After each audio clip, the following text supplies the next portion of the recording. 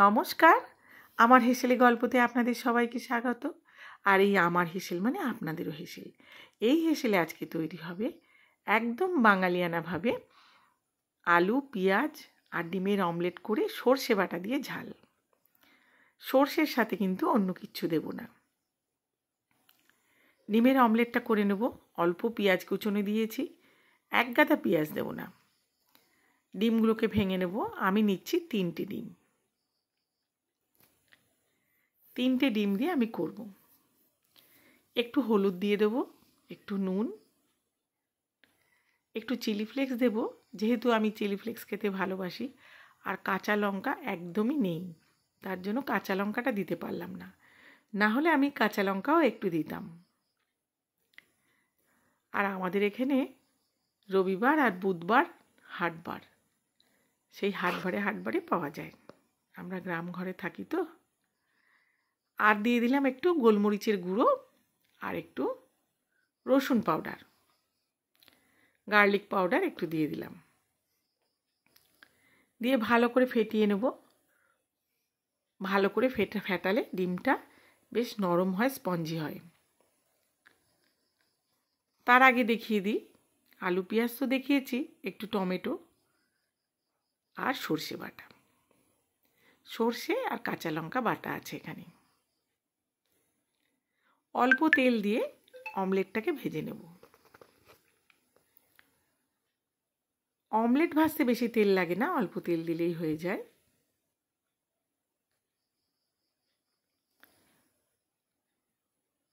ভালো করে কড়াইটা গরম হয়ে গেছে, এবারে দিয়ে দেব ডিম গোলাটা দিয়ে দেব।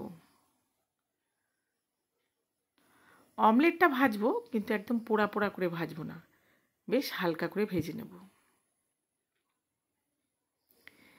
3টে ডিম আমি একসাথে দিয়েছি, উল্টাতে কিন্তু অসুবিধা হবে।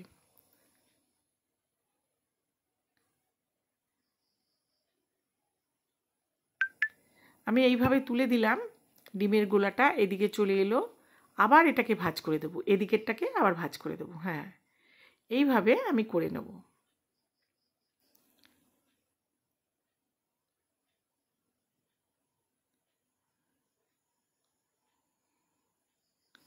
লাল করে একদম ভাজবো না, তাহলে টেস্টটা থাকে না।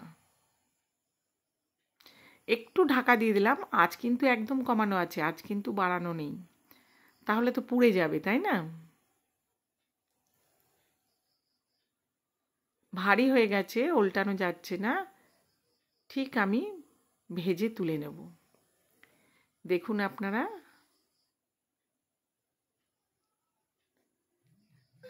এইবারে উল্টে দিলাম, তাহলে পিসটা ভালোই হয়ে গেল।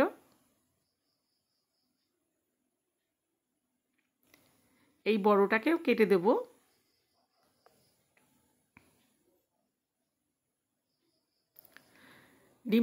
ডিমের অমলেটটা কি আর ভাঙা মনে হচ্ছে? টুকরো টুকরো করে দেবো।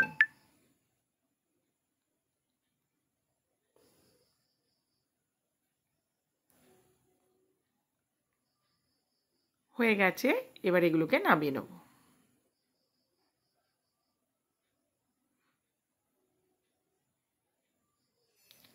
আপনারা সবাই সর্ষে বাটা দিয়ে এইভাবে যদি ঝাল খান, তো আমাকে কমেন্টে জানাবেন কারা কারা খান সর্ষে বাটা দিয়ে ঝাল। আমাদের মাঝে মাঝেই হয় এই সর্ষে বাটা দিয়ে ঝাল। এবারে আমি রান্নার জন্য তেল দিয়ে দেব। আমার এই ভিডিও যদি ভালো লাগে, অবশ্যই লাইক অ্যান্ড সাবস্ক্রাইব করে দেবেন, কমেন্ট করবেন এবং আমার পাশে থাকবেন। অল্প কালো জিরে দিয়েছি, বেশি দিইনি কিন্তু। পেঁয়াজগুলো দিয়ে দেবো। পেঁয়াজগুলো হালকা ভেজে নেব।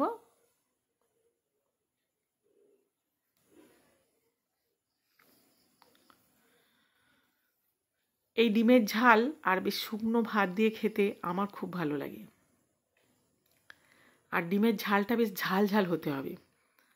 এবার সবাই তো আর ঝাল খায় না আমার মতো, তাও বেশ ঝাল ঝাল হলে শুকনো ভাত দিয়ে দারুণ লাগে খেতে। এবারে আমি আলুগুলো দিয়ে দিলাম। পেঁয়াজটা আমি অল্প ভেজেছিলাম, এবার আলুটা দিলাম যে, এবার নুন দিয়ে পেঁয়াজ আর আলু একসাথে ভেজে নেব ভালো করে। নুন দিলে কি হয়, পেঁয়াজটাও নরম হয়ে যায় আর আলুটাও বেশ সেদ্ধ হয়ে যায়, তার জন্য নুনটা দেওয়া। যে কোনো জিনিসেই নুন দিয়ে যদি সেদ্ধ করেন বা নুন দিয়ে যদি আলু ভাজেন, কোনো সবজি ভাজেন, তাহলে সেটা কিন্তু তাড়াতাড়ি সেদ্ধ হয়ে যায়। আলু আর পেঁয়াজ ভাজা হয়ে গেছে হালকা লাল লাল করে, এবার আমি টমেটো দিয়ে দিলাম।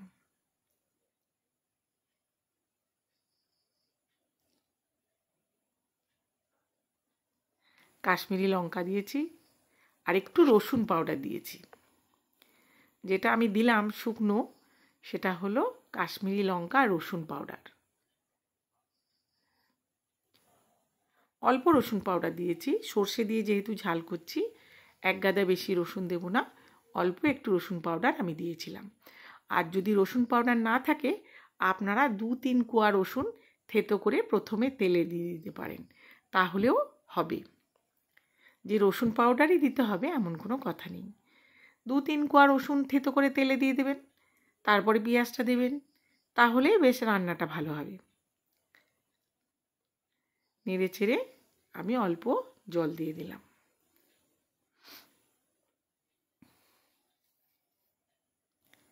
ফুটে গেছে, এবারে আমি সর্ষেটা দিয়ে দিলাম। সর্ষে বাটা যেটা ছিল, সর্ষে বাটা আমার ফ্রিজে ছিল, সর্ষে আর কাঁচা লঙ্কা বাটা, এতে কিন্তু আর কিচ্ছু নেই।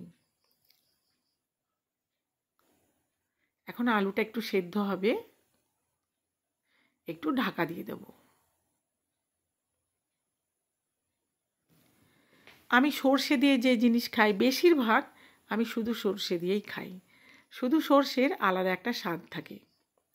এবারে আলুটা সেদ্ধ হয়ে গেছে, ডিমগুলোকে দিয়ে দেব।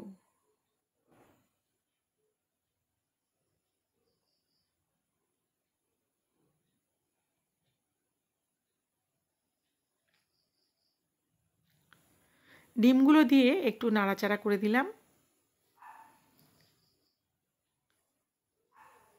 তরকারি আমার হয়েই এসেছে।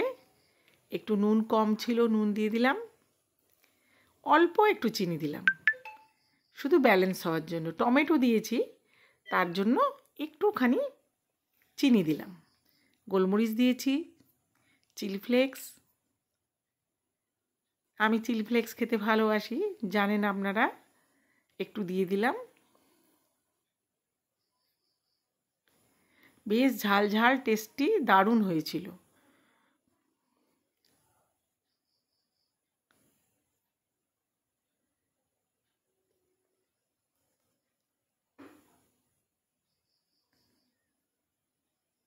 এবার একটু রোস্টেড রসুন থাকলে দেবেন, না থাকলে দেবার দরকার নেই, এমনিই সুন্দর। একটু ধনে পাতা দিয়ে দেবেন, তাহলেই হবে। ধনে পাতাটা আমার কাছে ছিল না, একটু লাস্টে ধনে পাতা দিয়ে দেবেন, কাঁচা সর্ষের তেল দিয়ে দেবেন, ব্যাস রেডি হয়ে গেল। একটু সর্ষের তেল তো আমি দিয়ে দিলাম, দেখতেই পেলেন। ব্যাস উল্টে পাল্টে নাবিয়ে দেবো, তৈরি হয়ে গেছে আমার ডিমের অমলেট করে সর্ষে বাটা দিয়ে ঝাল। অসাধারণ খেতে হয়েছিল, দেখতেও যেমন সুন্দর হয়েছে, খেতেও কিন্তু তেমনি সুন্দর হয়েছে। এবারে গ্যাসটা নিভিয়ে দিয়ে 5 মিনিটের জন্য ঢাকা দিয়ে রেখে দেবো, তারপরে আমি এটাকে সার্ভ করে দেবো। দেখুন, আপনারা সবাই এইভাবে একবার করে খাবেন, খেলেই বুঝতে পারবেন টেস্টটা। অবশ্যই একবার করে খাবেন। আপনারা সবাই খুব ভালো থাকবেন, সুস্থ থাকবেন। আবার নতুন ভিডিওতে দেখা হবে, কেমন? আজ তাহলে আসি, টাটা, বাই বাই। খুব ভালো থাকবেন, সুস্থ থাকবেন।